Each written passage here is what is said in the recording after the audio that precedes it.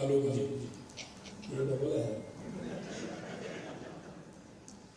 आलोक ji, Alok Gupta ji, NTPC limited के अध्यक्ष एवं एमडी गुरदीप सिंह जी, सीआईआई राजस्थान परिषद एवं प्रबंधन के पूर्व अध्यक्ष Gaurav Rohta ji, Shri Deepesh Nanda ji, CEO MD Tata power renewable energy limited, Sukhdev Singhal ji, Manish Gupta ji, Amresh Kakkar ji, Saurabh Mahmood ji, Sandeep Jajaria ji, Shivam Talwar ji और इस समिट में आए सभी मेरे सम्मानीय अतिथि, उद्यमी, उद्योग जगत के प्रतिनिधि और ऊर्जा के क्षेत्र में काम करने वाले सभी मेरे भाइयों बहनों, आप सभी का अभिनंदन है, वंदन है। आज ये ऊर्जा का हमारा प्रिय समिट है। आप सभी जानते हैं कि किसी देश या प्रदेश की ग्रोथ के लिए, विकास के लिए कुछ प्रमुख आवश्यकताएं होती हैं। अगर हम उन आवश्यकताओं को लेकर के चलते हैं तो राजस्थान या किसी भी प्रदेश में वो हर तरह से ग्रोथ करता है। सबसे पहले आवश्यकता होती है जमीन की, दूसरी आवश्यकता होती है पानी की, तीसरी आवश्यकता होती है ऊर्जा की। अगर ये तीनों आवश्यकताओं की पूर्ति होती है तो आगे सोचने के लिए, आगे अपने राज्य को आगे बढ़ाने के लिए, युवाओं को रोजगार देने के लिए, अच्छे अवसरों के लिए उद्योग भी आता है, कृषि भी होती है, हर क्षेत्र में वो प्रदेश आगे बढ़ता है। तो हमारी सरकार को 11 महीने हुए,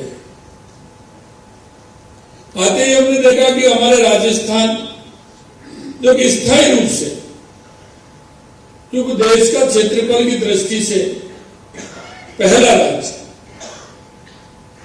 राजस्थान के अंदर बहुत बड़ी संभावना है।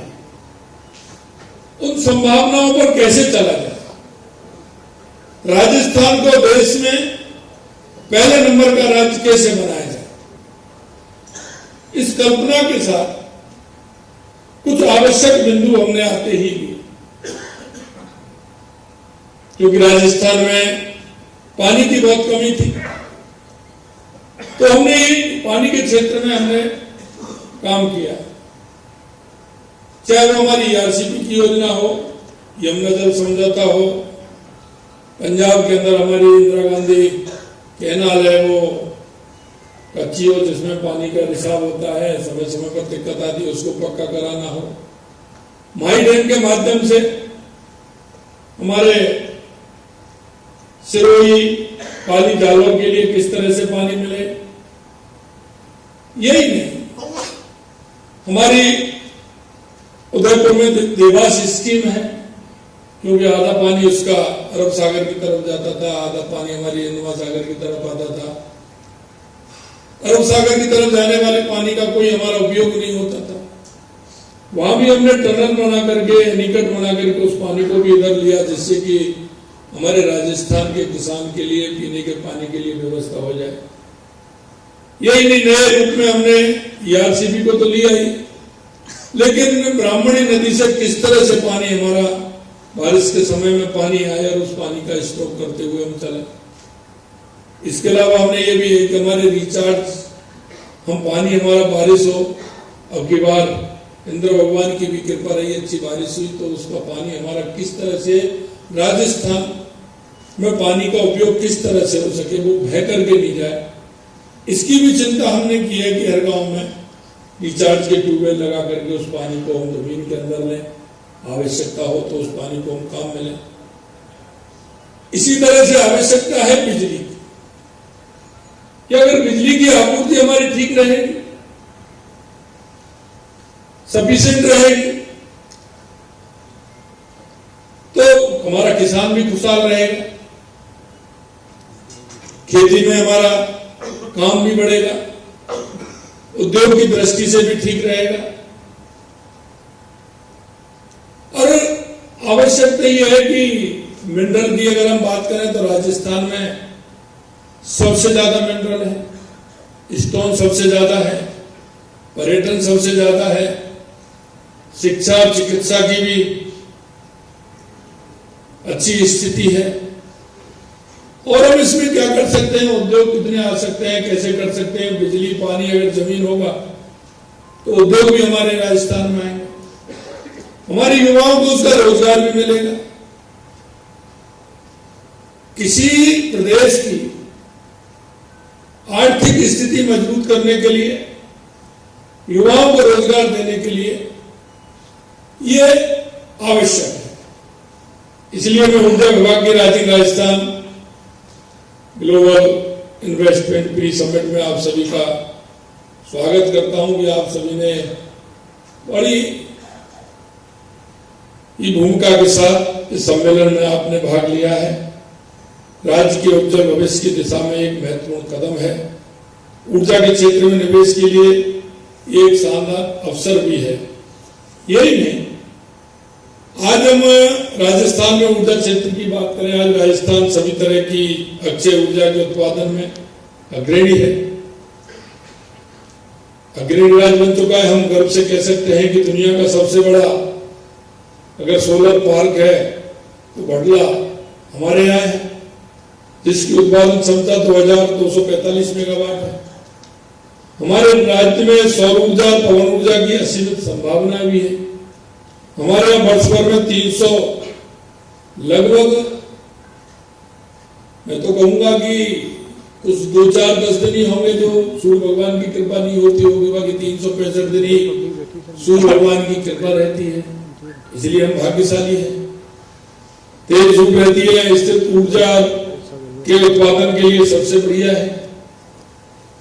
हमारे प्रयासों के परिणाम हमारी सरकार बनते ही हमने ऊर्जा के क्षेत्र में बड़े सुधार लागू किए हैं। पिछली सरकार के समय बिजली कंपनियां लगभग दिवालिया हो गई थी। सरकार पर भी इतना वित्तीय भार था कि आते ही देखा तो कि किस तरह से एक भी वाट ऊर्जा बनाने का काम, एक भी यूनिट बिजली बनाने का काम उन्होंने नहीं किया। बिजली कंपनियां लगभग दिवालिया हो गई, हमें उन्हें फिर से पटरी पर लेकर आए। हम चाहते हैं कि राजस्थान न केवल ऊर्जा में आत्मनिर्भर बल्कि सरप्लस स्टेट बने। हम ऊर्जा बिजली खरीदने वाले नहीं, हम बिजली दूसरे राज्यों को देने वाले बने। इस दिशा में हमने कई अहम कदम उठाए हैं। इसके अलावा हमने ऊर्जा के क्षेत्र में केंद्रीय उपकरणों के साथ लगभग 4 लाख करोड़ रुपए के एमओयू किए हैं। हम केवल बातें नहीं करते बल्कि उन्हें यह सोचते हैं कि वो धरातल पर उतर गया है। और मैं यह कहना चाहता कि हम एमओयू सिर्फ दिखाने के लिए नहीं, और मैंने कहा है हमारे सभी अधिकारियों से कि आप उनको ठोक बजा करके एमओयू करना। ऐसा नहीं हो एमओयू होते जो हो जाते हैं, और पिछली सरकारों को मैंने देखा भी संख्या उनकी बड़ी होती है, जमीन पर उतर के नहीं आती। मैं चाहता हूं कि वास्तविकता में वही एमओयू हो जो जमीन पर उतर सकते हैं। हाँ, एक मैंने विश्वास दिलाया, आपकी कोई समस्या होगी उसके समाधान के लिए हमारी सरकार पूर्ण रूप से तैयार है। लेकिन हम कहना चाहते हैं कि सरकार हमारी पूरे मन से, हर हमारा एक हमारे मंत्री, हमारे अधिकारी पूर्ण रूप से काम करें। लेकिन मैं इतना कहना चाहता हूं कि आपके द्वारा जो हुए एमओयू है वो वास्तविकता में नीचे उतरने चाहिए, जिससे कि उसका लाभ राजस्थान की जनता को मिल सके। हमने इनमें से अधिकांश लगभग 1,70,000 करोड़ रुपए के क्रियान्वयन के लिए जेबी की कैबिनेट में स्वीकृति भी दे दी है। उदाहरण स्वरूप पावर ग्रिड से जो हमारा एमओयू हुआ था, उसकी जेबी कैबिनेट से स्वीकृत होकर उसमें एमडी की भी नियुक्ति हमने कर दी है। और वो हम चाहते हैं कि कार्य भी जल्दी हो, तुरंत हो, क्योंकि जैसे ही कार्य अगर लेट होता है उसकी लागत बढ़ना प्रारंभ हो जाता है, और जब उसकी लागत बढ़ती है तो वो लेट होता चला जाता है। इसलिए हम चाहते हैं कि वो जल्दी से जल्दी हो।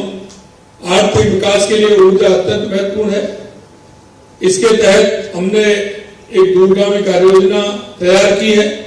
हमारे पास 142 गीगावाट सौर और 284 गीगावाट पवन ऊर्जा की संभावित क्षमता है, जो कि भविष्य में राजस्थान को ऊर्जा उत्पादन में आत्मनिर्भर बनाएगी।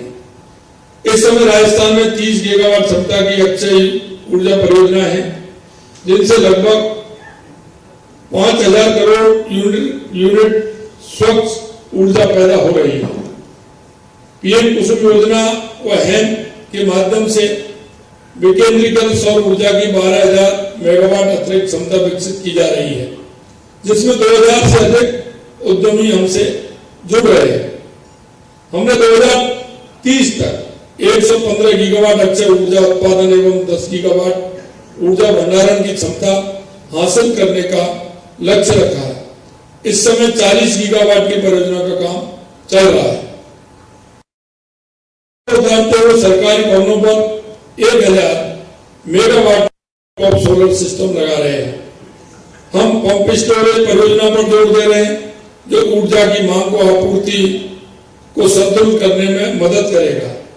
और मैं कहना चाहता हूं, इस तरह के हमने कुछ स्थान भी चिन्हित किए हैं जहां हम पंप स्टोरेज लगा सकते हैं। आपसे भी कहना चाहता हूं कि पंप स्टोरेज अगर लगाएंगे तो वो हमारी बहुत बड़े सहायक बनेंगे। बैटरी स्टोरेज, पंप स्टोरेज ये बहुत आवश्यक है, क्योंकि जिस समय पर ऊर्जा की बहुतायत होती है जब तो दिक्कत नहीं आती, लेकिन कुछ समय ऐसा आता है जहां आवश्यकता पड़ती है तो उसमें हमारे पंप स्टोरेज, बैटरी स्टोरेज का काम होता है, तो हम उसमें ठीक प्रकार से हमारी ऊर्जा का काम हो जाता है। हमारे प्रधानमंत्री श्री नरेंद्र मोदी ने अक्षय ऊर्जा के क्षेत्र में अंतर्राष्ट्रीय सौर गठबंधन जैसी पहल की है, जिनके लिए उन्हें दुनिया भर में प्रशंसा मिल रही है।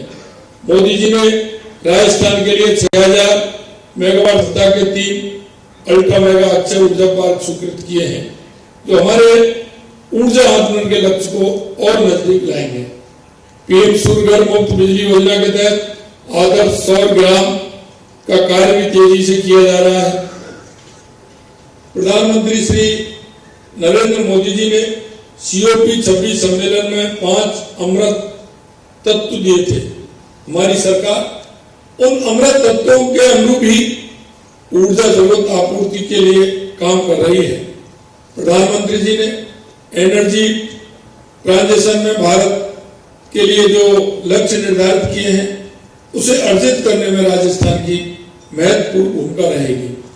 मैं राजस्थान ग्लोबल इन्वेस्टमेंट समिट के माध्यम से हम आपको कहना चाहता हूं कि हमने प्रदेश में निवेश के लिए एक अनुकूल वातावरण तैयार किया है।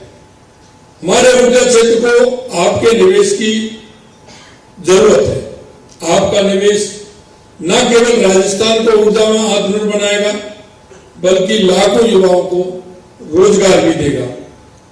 हम सभी के लिए प्रसन्नता की बात है कि आज ऊर्जा विभाग की इस प्री समिट में अक्षय ऊर्जा, पंप स्टोरेज, पनबिजली storage, green hydrogen, green ammonia, सौर उपकरण विनिर्माण, बैटरी एनर्जी स्टोरेज सिस्टम आदि क्षेत्रों में लगभग 6.5 लाख करोड़ रुपए से अधिक के निवेश समझौते हुए हैं।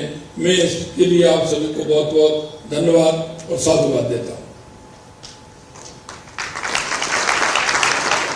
इस निवेश के धरातल पर उतरने से प्रदेश का ऊर्जा परिदृश्य बदलेगा।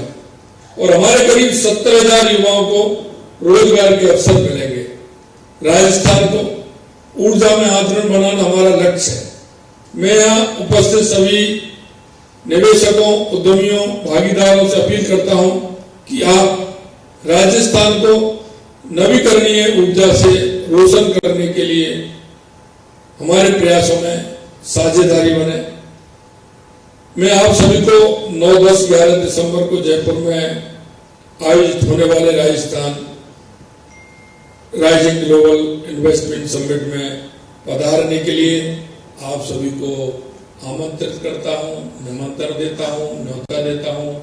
आप आइए और राजस्थान के इस जो यह सरकार का प्रयास है, निश्चित रूप से आपकी भूमिका बहुत महत्वपूर्ण है। और मैं कहता हूं कि राजस्थान निश्चित रूप से देश के अंदर अग्रणी प्रदेश बने, इसमें हर व्यक्ति का सहयोग, उसकी सहभागिता मिले, क्योंकि राजस्थान में बहुत, जैसा मैंने कहा, बहुत अपार संभावना है। उन संभावनाओं में से हम निकल करके जाएंगे तो निश्चित रूप से राजस्थान हमारा देश का उत्कृष्ट प्रदेश बनेगा, विकसित राजस्थान बनेगा। और विकसित राजस्थान बनेगा तो देश के यशस्वी प्रधानमंत्री नरेंद्र मोदी जी के नेतृत्व में विकसित भारत भी हमारा जल्दी ही अपने लक्ष्य को आगे बढ़ाते हुए विकसित भारत भी बनेगा।